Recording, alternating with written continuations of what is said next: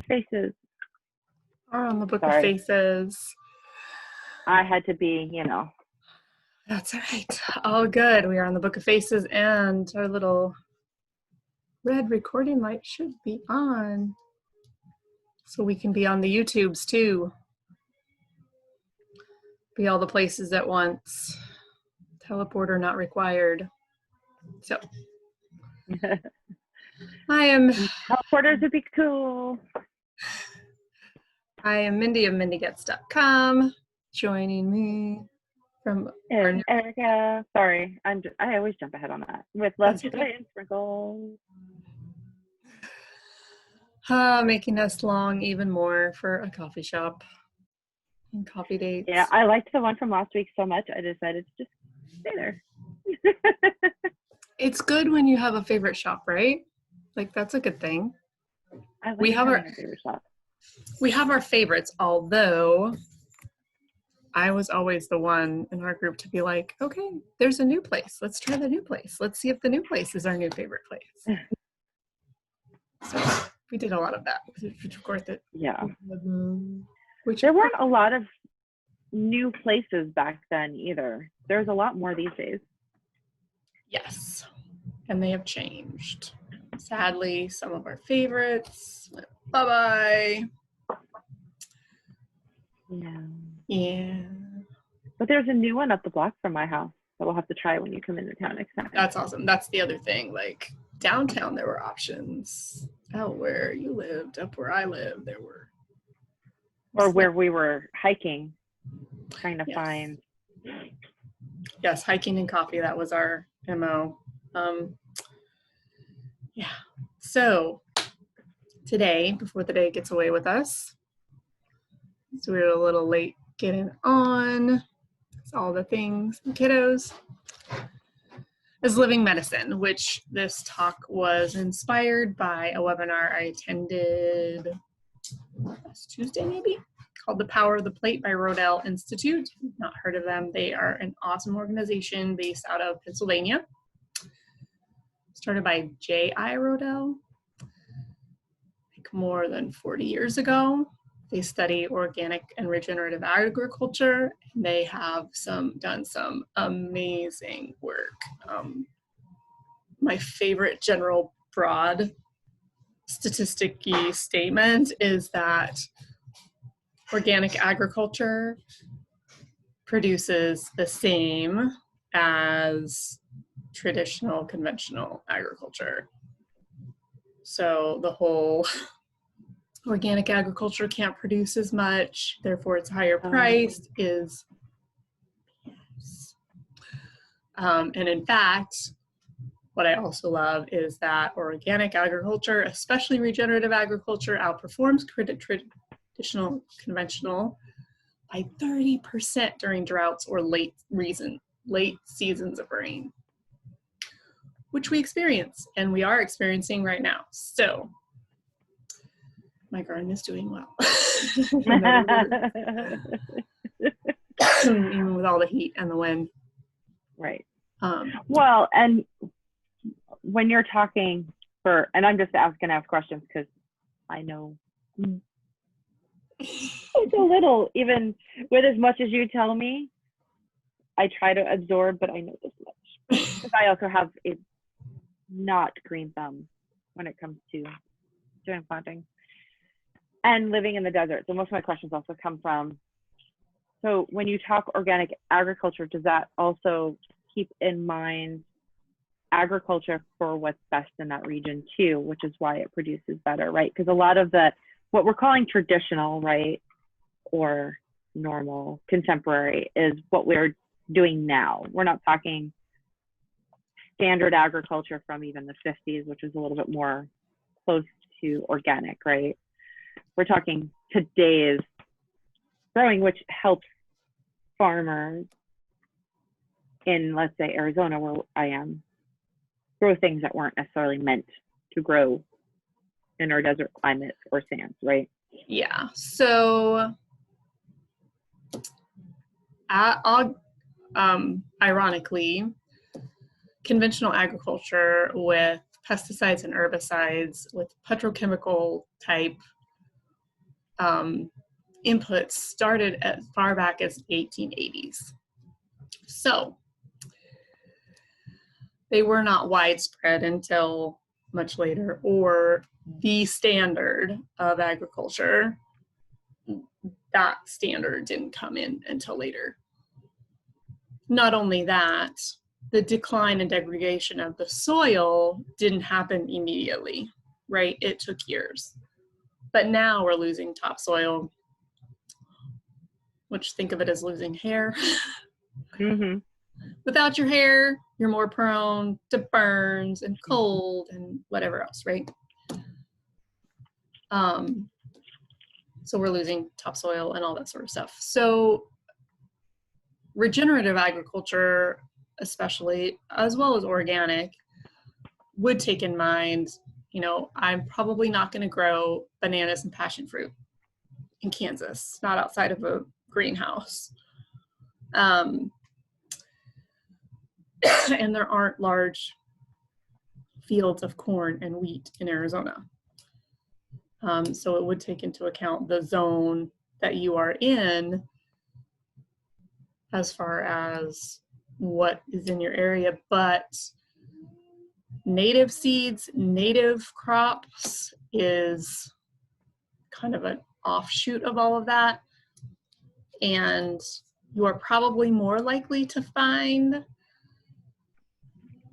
people, farmers, ranchers that are more focused on native seeds, native crops in the organic and regenerative community than you would find in a traditional, conventional agricultural community. I mean, we used to grow hemp for rope and sugar beets in Kansas, and now we grow these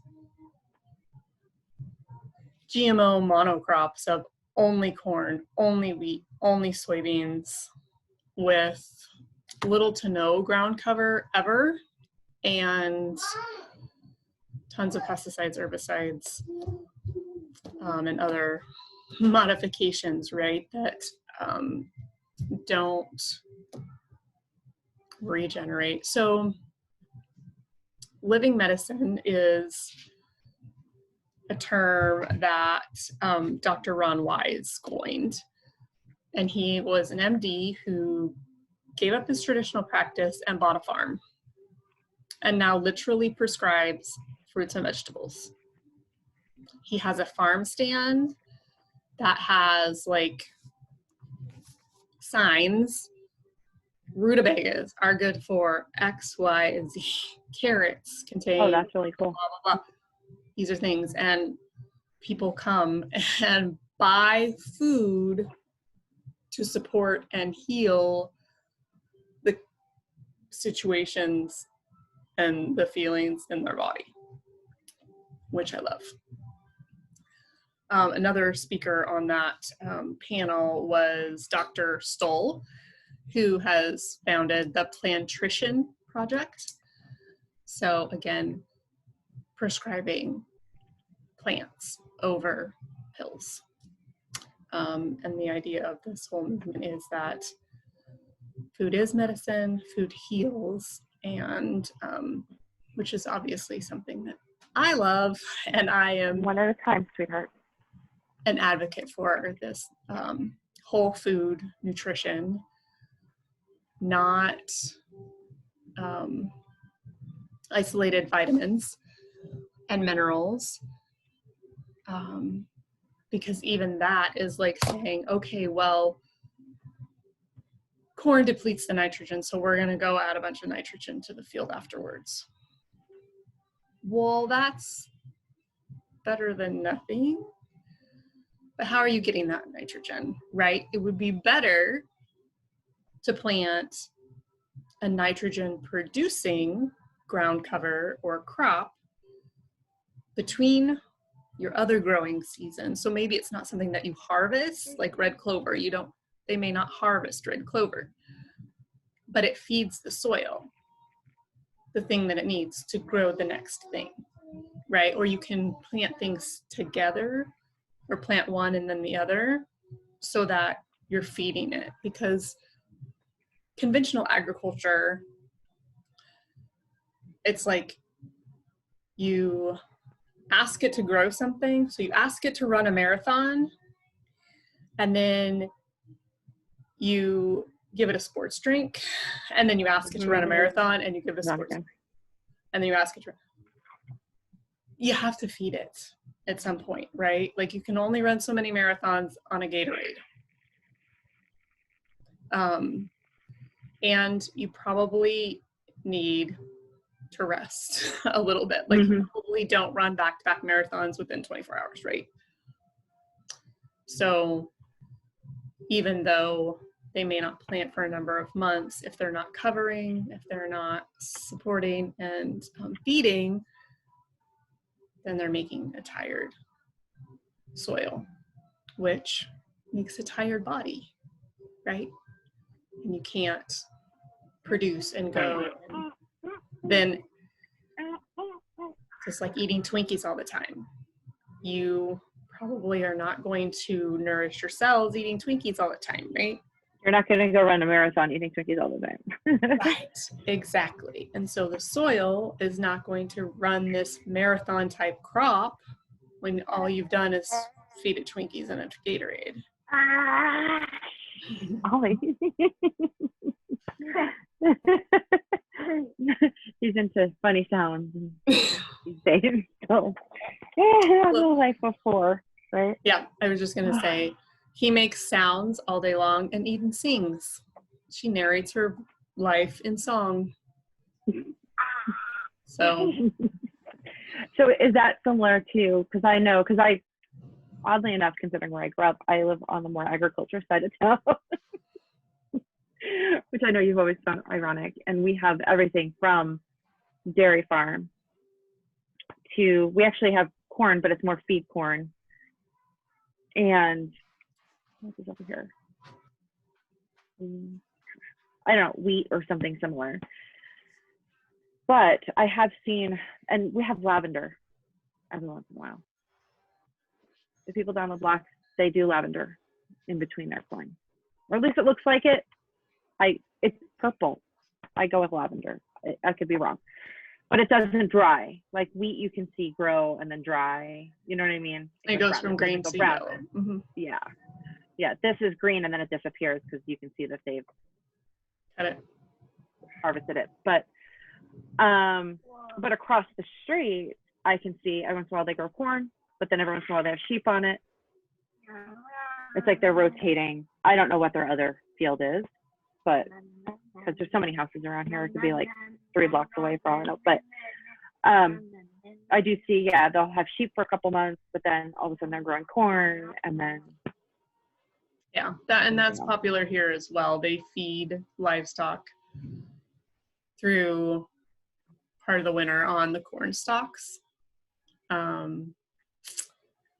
silage, whatever, which is good from a business side, and it's not necessarily bad from a farming side. But if you think about the field, so you just have rows of corn, right? And so what's between the rows of corn? Dirt. There's nothing. So if you live in Kansas, like I do, and the wind blows, the dirt blows. It blows other places. It blows into your house, and then you sweep it, and then you put it in the garbage, and then you take it to the dump. You're not keeping it on the ground. So it's like having perpetual diarrhea in your system. You're not keeping any of the nutrients. You're not keeping the moisture. And so regenerative farming especially focuses on how do we keep that soil in place and how do we feed it, right? And we used to have, and it seems like a normal thing because it's the way I grew up, but we had the conservation district and we had contests every year, and we had to make these posters about how do you conserve topsoil, right? And whoever did the best poster won a prize. Well, not everyone's grade school experience, but it was fine. And I hated it, and I didn't understand it, and whatever. And now I'm like, yes, how do we do it? We don't just do it by, we got to plant good cover crops. We got to plant multi-seed cover crops. We gotta, yeah, blah, blah, blah. Anyway, does not seem to be the norm here. And I could totally be wrong. Farmers, comment, whatever, tell me I'm wrong, that's fine. And I'm not involved in the farming over here. So here, because it's a little bit larger city, you kind of have to be involved in it. You have to be part of it. Yes. To be part of this thing. To even know, because it's not something that is part of the larger community. I'm not saying that that's a good thing necessarily, because if we got, one of the things that I love, although I wish they would do more education around it, is one of the farms down the block does do a farm day, because we still have pretty typical growing season. So even though it's hot as all get out here in June, that's the farm day, right? But it's also the same farm that does the pumpkin stuff in October. So, but they do a farm day. But it's a you pick it farm too. They have a certain area of their farm where you can go in and certain ground vegetables, corns you can pick.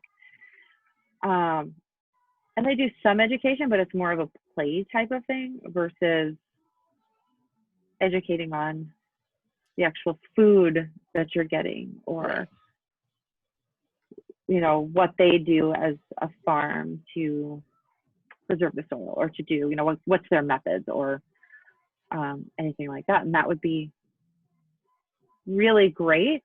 It's nice to have the tomato guns, Yeah.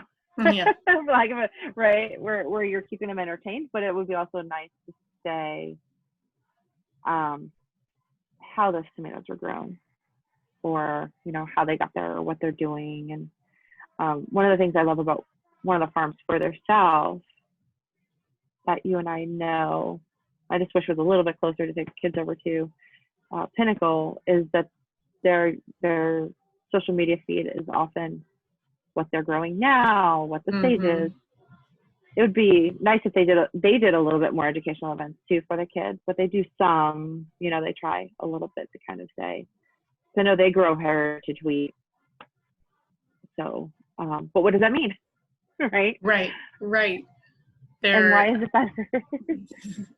Yes, there is universes of knowledge on nutrition, on agriculture. The funny thing is, we've compartmentalized everything, right? Like, you get sick, you go to the doctor for a pill that stops the thing. You don't go and understand the system that is your body, how to support it. And if you want to go to a dietitian, you have to get a note from your doctor that you can go to a dietitian to tell you how to eat. And the doctor is not going to tell you necessarily how to eat. They might say, look at your weight and you have knee problems and you're pre-diabetic and whatever, maybe you should eat a better diet. And then they're going to hand you, because well, okay. I've been there, right? Right. And people look at you like, look at you like, oh yeah, here's the med spa, here's your Weight Watchers, here's your Jenny Craig, and they hand it to you. Pick one that works best for you. Pick one. Yeah. Right. It's like saying, even then, it's study up on string theory. It'll make sense eventually. Which, if those systems were then the systems that taught you that, and as much as I appreciate that they make it easy by putting, whether it's point values or prepackaged, whatever, right, the easiness factor, they're still not, you'll get some good leaders. I mean, one of the best, I still remember it to say, one of the best things I ever heard in one of my meetings when I went back in the day was, somebody's like, well, but green beans have calories too. Don't I have to be careful how many green beans I eat? So I restrict my calories. And my leader literally said, you didn't get here by eating too many green beans. So I wouldn't worry how many green beans. But at the same time, it wasn't, okay, this is what the green beans, right? it's more meant to, this is why we're restricting XYZ. This is why. And I have yet to come across a system that teaches me those pieces. Because the system is nature. When you dumb it down, you get dumb. I don't know any other way to put it. Like, when you take an apple and you only take out the vitamin C, that's not as smart as an apple. An apple has 50,000 phytonutrients or whatever it is in them. Like, you're stripping it down, you're dumbing it down. And it doesn't matter what it is, whether it's a pill with 3 strains of probiotics. You might have something like 30,000 different types of bacteria in your body. And now you're telling it, well, only 3 of them are good because we know what they are.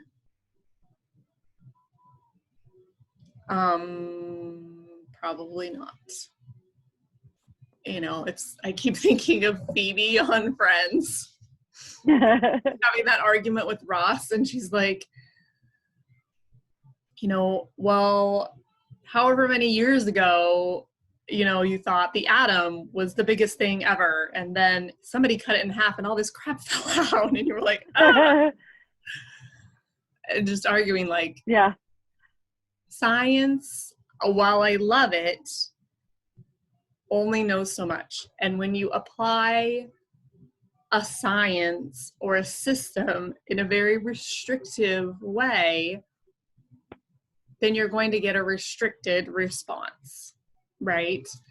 And so that's what I love about Rodell and Dr. Zach Bush and doctors like Ron Wise and Dr. Stoll, because they are talking about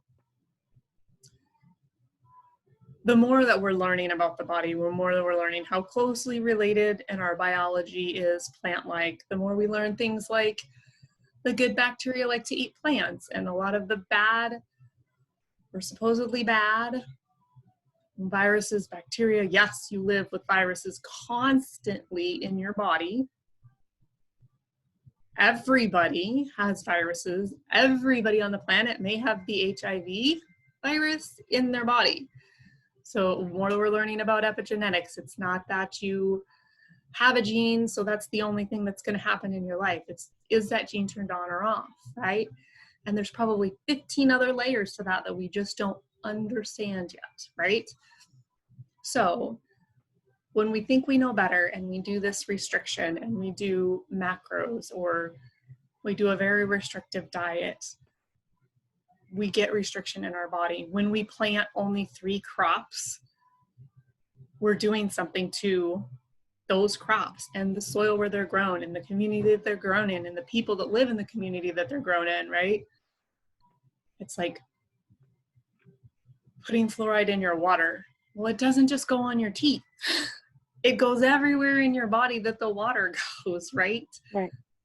You spray pesticides in the air. It doesn't just only get absorbed by the crops in the area where the guy was flying. It goes and spreads because the wind happens, right? Especially here. What? Oh, I know. Air. It Wind? moves, right? Like, how do we think that the flu travels? It isn't only that somebody coughs, sneezes, spits, wipes, whatever, and then everybody else has to contact that one. No, it's in the air. It travels around. We don't get to stop, even though we think that we are God and we can control the rain, unless they figure out a way to put the earth in a bubble and install massive filters in the sky. Air travels, viruses, bugs and bacteria and pesticides and all of that travel all around and affect us. And so I guess I just wanted to talk a little bit about the importance of nourishment and feeding our bodies, and knowing that no matter your spiritual, religious background or what have you, we weren't put or evolved or whatever on this planet with no resources, right? So let's embrace those resources that we came with, right?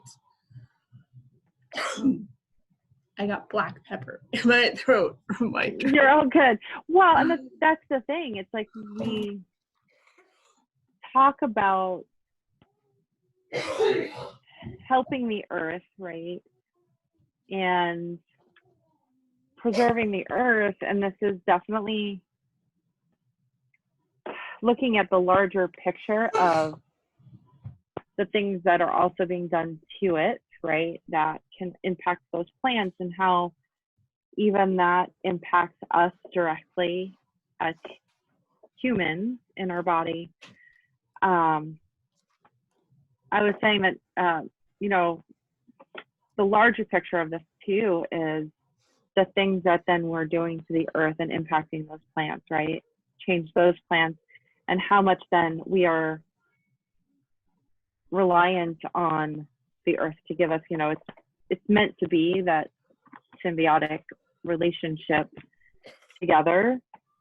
And when we kind of try to force it and push it, which is what the pesticides and the GMOs do, and that's forcing, and not doing the co-planting and stuff like that, where you're forcing things, right? You can almost equate it to kind of trying to force a 2-year-old to do what a 10-year-old can do, or to understand the things a 10-year-old can understand, when you try to push it as opposed to go with the understanding of what it actually can do, right? There's a lot of things that naturally the earth can do to help us. But instead, because we're trying to force it into our constraints, that's then where, because we're not talking about getting rid of the whole medical field. It has a place, it has a purpose, it needs to be there.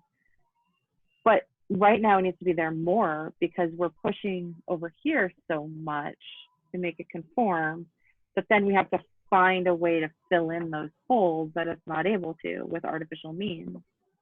Where if we just hadn't created the holes over here to begin with, right? Because I think,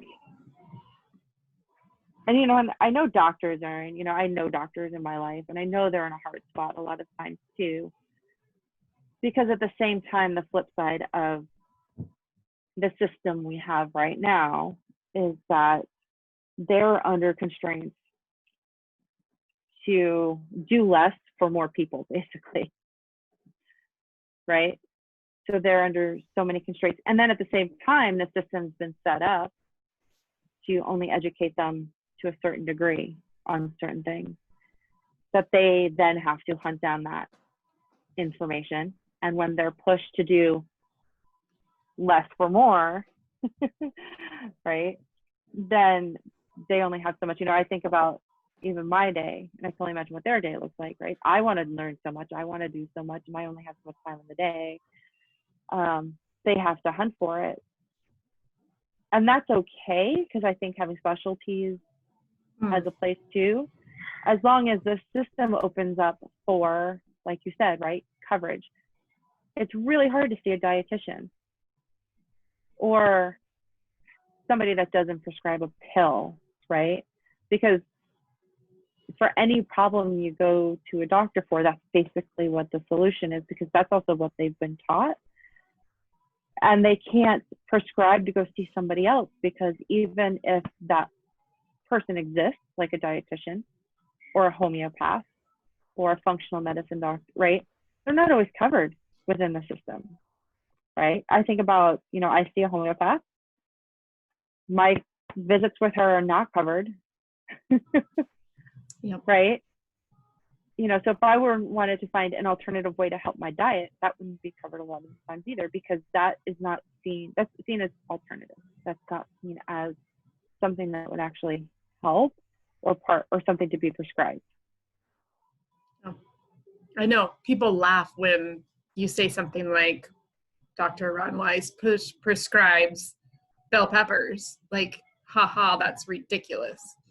No, it's not ridiculous. I mean, there are pills on the market that are plant derived, right? Mm-hmm. It's just a matter of what else is in them and what else do they do. But there's a common heart medicine that is a pill, that's a plant, but I think you hit on something really important, and you talked about symbiosis and just having this working together, and that is, it's 100% vital in your body, right? Like when one part doesn't work, it harms all of the other parts. You don't breathe well, then look at all the other things that go wrong, right? And some things we think we can do without. We think we can do without a spleen. Not really a good idea. I mean, if it's completely smashed in an accident or something and it's bleeding and they can't get it to stop, Western medicine is good at taking the thing out of your body so that you don't bleed to death and so you don't get this massive infection that kills you. Grateful for that, right? When my mom had a giant commercial refrigerator fall on her and she had internal bleeding, I was really great that they had ways to investigate as to why she was losing blood that didn't seem to be spouting out from any of her appendages, right? Mm-hmm. Really grateful. But when I went to the hospital 3 Octobers ago, or 2 Octobers ago, 3 this year, and I had certain issues, they had no answers for me. Their answer was, we don't know what it is, take an antibiotic. Mm-hmm. Well, if a bacteria is not the problem, why are you taking an antibiotic? Because that does things to your system. That kills bacteria. Mm-hmm. That kills good bacteria. We like the good bacteria. If there is something to fight, I want good bacteria in my body. So part of it is, yes, this system and the money and all of that makes options unavailable to large portions of the population is unfair and damaging, in my opinion. Not everyone has the time to sit and research herbal alternatives. Not everyone has the time or the money to buy 15 different fruits and vegetables to eat every single day. Or even the time, the money, the resource to research what those 15 fruits and vegetables that would be best for them. Should be. Right. And buy them, store them, prepare them, clean up after them. Like, I mean, that's shown just during this pandemic, right? Everybody's locked in. How many kids missed out on even the education that they were able to get, right? Because they didn't have that digital resource. How many kids relied on prepackaged, sugar-laden, or went back to no foods for 3 months. Yeah, or went back to one meal a day. Yeah. And I'm grateful for all kinds of programs. Our school did continue to pass out lunches. They had a pause. We had community that stood up in those 2 weeks and took care of the kids and made sure that they had food and breakfast. And we have a continuation of our program over the summer that is offering food, lunches and breakfasts a couple of days a week with, extras for the days that they aren't there. And I'm really grateful for that. I am grateful for philanthropy. I am grateful for research. I am grateful for all of those things that do fill in the gaps. Our favorite nutritional gap filler, we both love, because I live in the breadbasket of America. In our state, 1 in 4 kids is hungry every single day.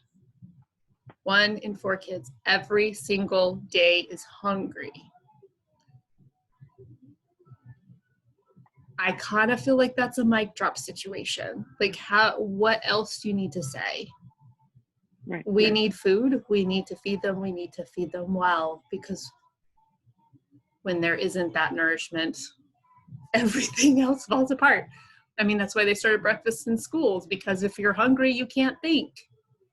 Mm-hmm. I mean, even if it isn't the best food, even if it is mass-produced cereal, at least having nourishment in their belly gives them a little bit of advantage to be able to focus.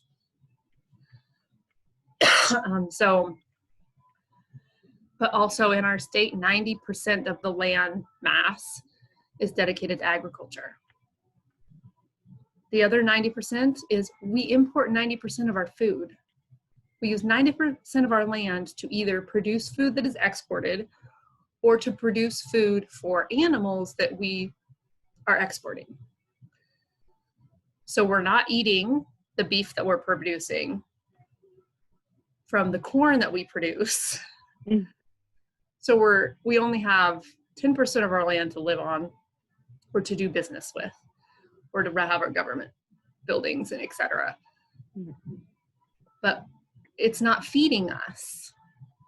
I mean, I know there's a lot of ruckus here, little man, because everyone's seen meat prices go up and they're saying, oh, well, the meat packing plants have to be closed and there's all these problems and there's not supply and blah, blah, blah, blah, blah. Well, that's not true. Our farmers and cattlemen are getting paid less on their product than they were before, and the people at the end are getting paid more.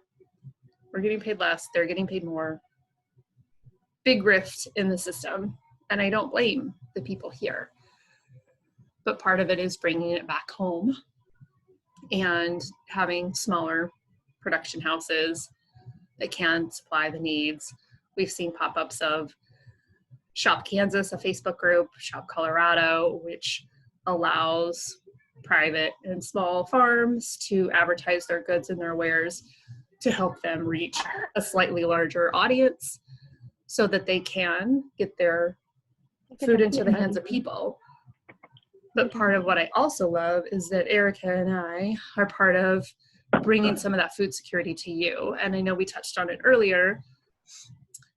We have a way to provide your own vertical garden or vertical farm, small farm. There are actual vertical farms in the United States, some in Denver, some other major cities. There's one downtown in Phoenix.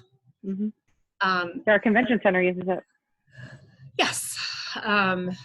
And there's one in Mesa, a huge one in Mesa, where I bought my seedlings for my tower, which if you watch my social media, I'll be posting some more of that because it's growing big and beautiful and I've been harvesting off of it.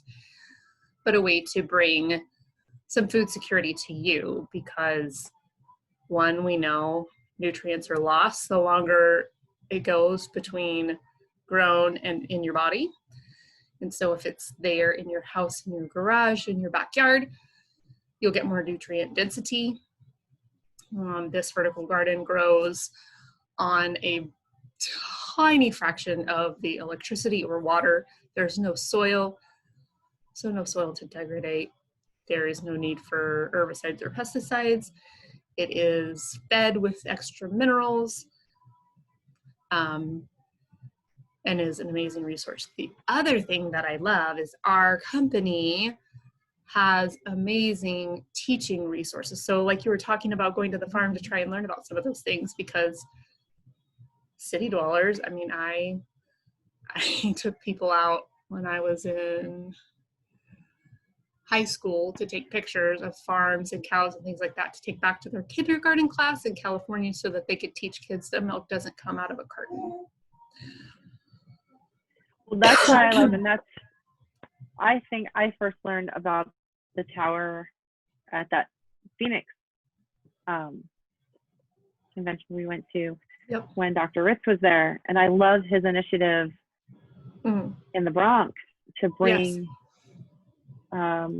is the name of it now? My brain just, I had it in my head. as I was starting to talk about it, I had it, and then it was gone. Green Bronx. Yeah. Stephen Wright's Green Harvest Machine. Yeah. Yeah. It's awesome. And I love well, he's amazing to watch anyway, but I love that idea that his mission is, because that is, I mean, I that's where I was born. I was literally born in the Bronx, grew up in New Rochelle and then Long Island. And just, I love that he's bringing that. And it's not just, okay, going to educate you here, drop it off. I mean, he's educating the schools. He's in the schools, educating the kids, teaching them, it's not just, oh, hey, here's this machine, right? And it can help you grow plants. And he's there telling them why, and he's teaching them how to eat. And kids are learning what the value of eating good foods is, because that's important, especially in those cities. And empowering them in so many ways. The closest farm is, like you said, right? Milk doesn't come out of a carton. It gets and they live in there from somewhere. It might be an amazing bustling city, but there are food deserts everywhere. I technically live in a food desert. Mm-hmm. I mean, our community would maybe be the one spot on the circle out of it. There are towns, actual towns, incorporated towns with mayors and people and whatever, that do not have a grocery store. No grocery store. Not a little one, not a big one, not 4 of them, not a major national brand. None. You can get milk at the convenience store. You can get bread at the convenience store, the gas station, which is like out where you are. It's not a Circle K. It's like the shady Circle K on the corner of Baseline and Central, okay? Like, and it's not a Circle K, it's like Joe's Gas. Right. Or something. Yes. They don't have 14 flavors or fancy coffee in a dispenser. They might have coffee, with a shaker of creamer, like. They have a coffee machine with something coming out of it. Yeah. I probably wouldn't call it coffee. But anyway, I'm saying, like, the point being that the choice of food. Limited. Which is ridiculous when you live in an agricultural-based community. Because you expect that when you have big buildings, tall buildings, a lot of people in a small area, and it's all taken up by buildings and pavement. Right. You expect that to some degree. But it's something I think a lot of people don't realize, because you think of farming areas, especially large areas like states where that it's mostly farmland. You don't think. But you couldn't buy a rutabaga. People don't even know what a rutabaga is. Right. You would, and it doesn't make sense. Yeah. Yeah. So I love the tower. If anybody wants to talk about it, comments are open. Our inboxes are open. We would love to talk about it. But the other thing that I wanted to talk about is right now we are partnering with a initiative called Add More Good. And it is the perfect thing to focus on through the summer, because I know a lot of times we can be lax on our nutrition in the summer. As mamas, it's just like, it's hot. Who wants to cook? Have a popsicle, And I eat a number of bowls of cereal for summer, throughout the summer. But it is also a time to get out there and get in the sun and to play and to have fun. And we need to nourish our bodies in order to do that and to feel good. I mean, I don't ever remember getting sick over the summer when I was a kid, and now people are constantly sick over the summer, which makes me really sad, because you're missing out on a great time of year as far as I'm concerned. But Add More Good. That pepper, boy, yay. Well, and if you're in a place, I was actually thinking about this the other day, because I knew what we were talking about today too, but I noticed my kids actually this time of year, I think Ollie ate 3 fruits or vegetables for dinner, and that was his dinner. He just kept wanting, if I keep it in the fridge, he'll eat it. I think he ate, 3 kinds of, or maybe 4 vegetables. He ate like 2 or 3 kinds of berries and some watermelon, and that's what his body was craving. And this time of year, my kids will eat fruit all day. And vegetables, if I keep, we can argue on whether tomatoes and cucumbers are fruits or vegetables all day, but Yeah. But, if I keep stuff like cucumbers, vegetables too, they'll eat veggies all day too, carrots. And I noticed they do that more this time of year. So I think now is the time with our kids to, if you have it available to you, to teach your kids and have it, just keep it in the house, show them, even my 4-year-old was like, oh, this is what this does, right? Let's have this instead because watermelon has more water, it helps you keep your hydrate, whatever, right? Yep. You can kind of infuse some of that learning in.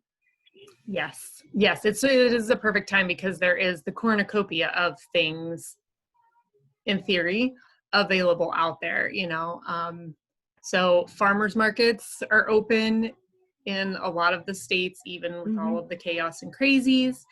Some of them have online ordering, so you can still sit down at the computer with the kids and be like, look, they have purple potatoes. Have we ever eaten purple potatoes before? Do you think that would be fun? Do you think they're still purple when they cook them?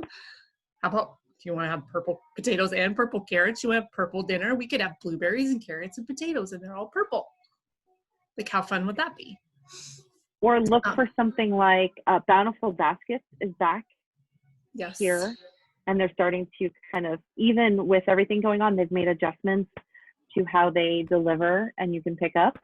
So they, even though they were gone from here a little bit and they just started to relaunch right before all this happened, the volunteers kept at it and they just adjusted things. And what I loved about Bountiful Baskets was, and they've got different versions in different states. I think we even have like 2 or 3 versions here. They're all called different things too. Is that you didn't know what you got on a Saturday morning. So it was almost like a surprise basket, like chopped. And it was like, well, let's see what we're going to eat this week. What's new? I think there were several weekends where I had to go online and do a search and go, what is this? I think I even posted one on Facebook once that went, does anybody know what this is? And I joked about not being able to buy a rutabaga around here and that people wouldn't know what a rutabaga was, but I wasn't really sure about the difference between a rutabaga and a turnip. And I still would have to like look close and like tell myself rutabagas are more yellow than turnips, blah, blah, blah, blah, blah, like whatever. And that's fine. It's a learning experience. It should be fun. Food should be fun as much as it is medicine. I say food is medicine and people think, oh my God, that horrible like cough syrup taste, like that's what they think of when they think of medicine. No, it should be fun. And so that's part of what Add More Good is. It focuses on starting this week, starting Monday through Saturday, focus on adding one healthy habit per day. So we focus typically on 4 core areas of health: fitness, hydration, sleep, and nutrition. And so, you could add in fun as something that you want to add into your life, and maybe something else that makes sense to your family. Maybe you want to add in a healthy habit of reading 20 minutes every day, right? Like that's still a healthy habit. That's nourishing your brain and expanding your life. And so, you could have fitness, hydration, sleep, nutrition, fun, and increasing knowledge, learning something, right? Maybe it's learning how to grease the chain on your bike or something like that. And so we want to talk about adding more good every day for these next few days. And one bonus that we have to offer is our company does freebies for kiddos, right? Which we were excited because it starts at age 4 and goes through 18 or college. If your kid is in college, you can apply for it too, to get free fruits and veggies for every adult order. And from now through the beginning of September, you can add on for $5 a 15 serving bag of our vegan protein drink mix, which is tasty. And my kiddo eats every day. Sometimes she begs for it twice a day. And don't let the word vegan just deter you, because I will tell you from somebody that tried a few protein powders in the past, and I'm not vegan, totally not vegan, but I've tried a lot of protein powders in the past, and I didn't drink protein powder because it was gross. Protein powder. And I like this. I've gotten my husband to drink it. We have a smoothie every morning, or at least 5 out of 7 days a week. And working on the teenager. We had to have the conversation. What? Okay, you're gonna have to wait a minute, sweetheart. Let me finish up with Auntie Mindy. It's funny because one of the arguments she has is like part of the argument why I didn't like protein powder is she's like, it's chunky. I don't like. I'm like, no, it's not. It's not. I don't because I don't like that. Ollie, you need to get off. Okay. Well, 4-year-old. coffee store. Yes, we're at a coffee store, but you don't have a shirt on. Okay, so why don't we get down? Oh. So can you go get a shirt? Can you go get a shirt, please? Wow. Okay. So, you know, but for her, I bake hers into muffins and add some peanut butter and banana and blueberries. And that's how she does it. So, so yeah. So anyway, so my point on that is don't let vegan dissuade you because it actually is the best. And I mix it with almond milk. I don't do it with water, but I know you do. I know people that have done it with water and have been okay. Yeah. And there's vanilla or chocolate. Mm-hmm. I love them both. I know people that mix the vanilla with water and think it tastes like cake batter. I've never tried it, but because I'm always like, okay, we're at home, we're mixing it up. I'm gonna put it in the blender. If I'm gonna put it in the blender, I'm not mixing it with water. That's basically what I'm saying. Like, yeah, I'm not gonna clean a blender to put protein powder and water together. I disappeared. It's just, that's just me and my weird rules on dishes. But yeah, there's all kinds of options in like a 50-page recipe book that we send to you too. So for $5 you can get 15 breakfasts or lunches or snacks or whatever for your kiddos. That kiddo likes it too. You like the muffins? You like the muffin, Mommy? The chocolate and peanut butter one? Oh, the light don't work like that. Okay. Oh yeah, it doesn't work. It's kind of broken with the coffee shop. It kind of disappears. So thanks for sharing. Thanks for putting on a he shirt. did like the pancakes I made that day. Mm-hmm. Yes, so that is an option, and Erika or I were happy to talk to any of you about that. If you have any questions about what living medicine is, nutrition, if you're getting enough fruits and vegetables, how to get more fruits and vegetables, if you have a picky eater. Strangely enough, my kid is a picky eater, but she gets more than 30 fruits and vegetables, plant foods in her diet every day of the week. So, you know, if she licks her broccoli and puts it back on her plate, I don't have a panic attack. And I don't have to have a power struggle either. I mean, we're working on it. And I don't discount the fact that you still need the macronutrients. You still need to nourish your body with that and explore. And what I love about having my own garden, as well as a vertical, I do have a dirt garden. It is going the regenerative route. So if you have gardening questions, I'm happy to answer them. Erika will send you my email. But I'm growing turtle and sorrel on my hand is nothing in the camera. Your hand disappeared. It's not on the camera. Where did it go? Where'd your hand go? Where did it go? Can you wave it in front of Mom? Can you wave it in front of Mom? There it is. There's your hand. There it is. Eden's waving at you from the other side. You're growing sorrel in your garden for the first time? I'm growing sorrel. It's really lemony and zingy. Oh, I kind of like it, but it's one of the things I actually dreamed about sorrel. And so when I dream about a fruit or a vegetable or an animal, I take note. So I was like, okay, maybe I need to grow sorrel. And I did some research, and now I can't remember why, but I know that it was good for, well, I know it's good for my body. It was good for something specific that I was looking into. So, sorrel, chervil, mint, herbs. That's what I'm doing with mine, is experimenting and exploring, expanding our palettes, and doing it not only for fun and learning, but also for my health, because leafy greens No, don't do that. leafy greens are Don't do that. um, Sorry, he's as got my well tripod. as well as I other realized you couldn't see. Not by my computer, please. color dense foods full of phytonutrients and polyphenols. So I am Computer, not stop. sure It'll keep falling apart. what we are talking about next week. Oh, last thing. So June 11th, Winter of Go, Aneki. wait, go, wait, go, wait, go, wait, go, wait. Mindy, stop computer. So June 11th, June 11th. Winter of Aneki, who's an aerial skier who also loves Oh, the yes. products, is talking about growing up on them and how they help to fuel her dreams. And then on June 25th, Dr. Sears, America's pediatrician, is giving a talk as well, and I'm excited to hear him. He is always full of really good information, and I just love him.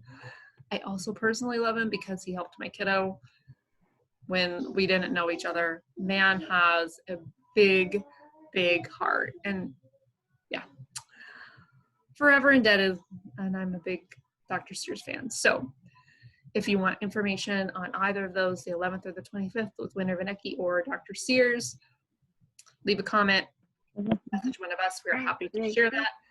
And if you want to know more about how to get that vegan protein for $5, we can certainly help you No, out. yeah, that other one. What? Your arm is missing on the other one. Yes, my arm is missing on the other one. Yeah, because He's my hair, fascinated because I keep disappearing in the video. my hair is. Anyway, and on that note, we've gone an hour. Yep, but less than 3. I warned you it could be 3. So 1 is less than 3. There's a little math for you. We're always good at providing. Don't throw things at my computer, please. Alrighty. All Love right. to everyone. Bye bye, Ollie. We'll see you Say next bye. Say bye to Auntie Mindy. week. Bye bye. Bye. We'll see everybody next week.